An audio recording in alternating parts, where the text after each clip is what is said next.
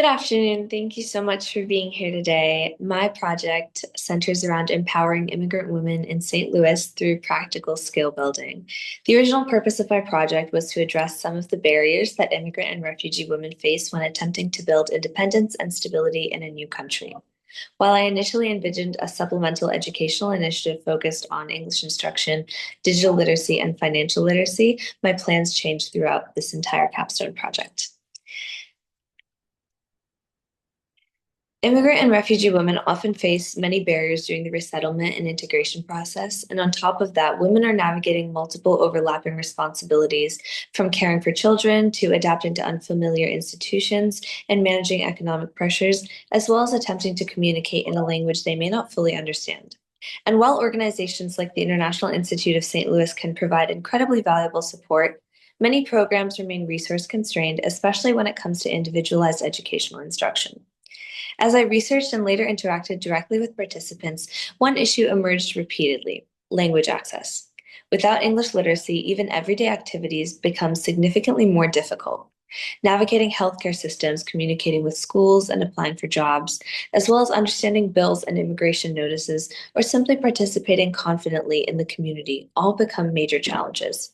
And what arrived quickly was the, the feeling that language was not simply one issue among many, it was foundational to nearly every area of independence and integration. My original proposal focused on creating a volunteer-supported workshop model that combined both English instruction with financial literacy and digital literacy instruction. And in preparation for implementation, I developed curriculum materials, created multilingual outreach flyers, and began building partnerships with representatives at the International Institute of St. Louis and the Brown School of Social Work at Washington University. However, once I began meeting participants directly, this project shifted significantly.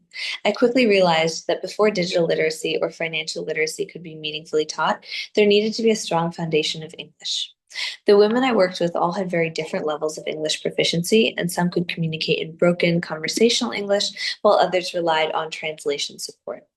This required me to move away from the broader workshop model and focus individually on English as a second language instruction, tailored specifically to participants' needs and pace. In many ways, this became the most important lesson of the project, that effective community work requires flexibility and responsiveness rather than rigidly adhering to an original plan. The most rewarding aspect of this project was the opportunity to work directly with participants and see their meaningful progress over time. I worked individually with three immigrant women, each with very different levels of English proficiency and different personal circumstances.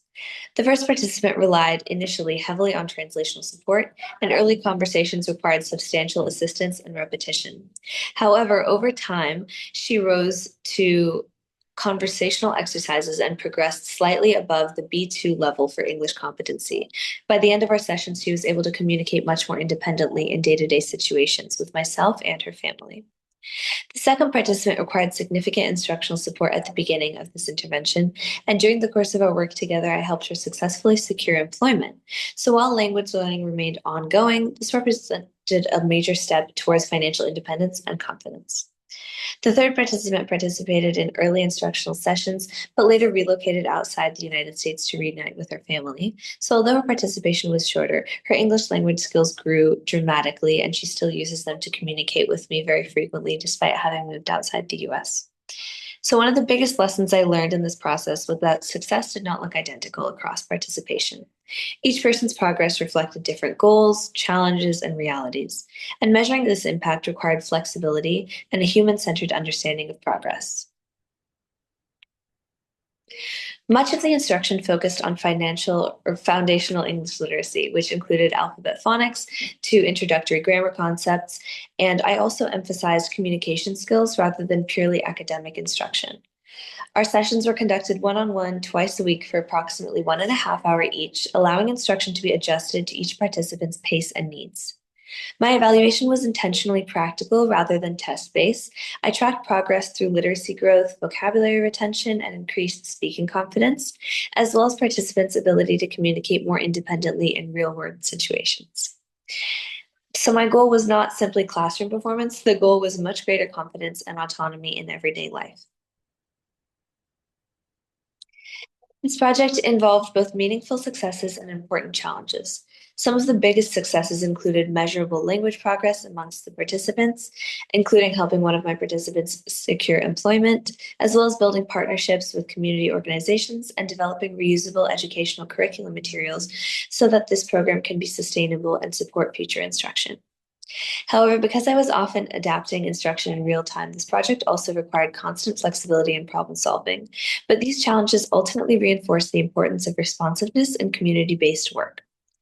This capstone strengthened my long-term commitment to immigrant advocacy, integration policy, and educational empowerment.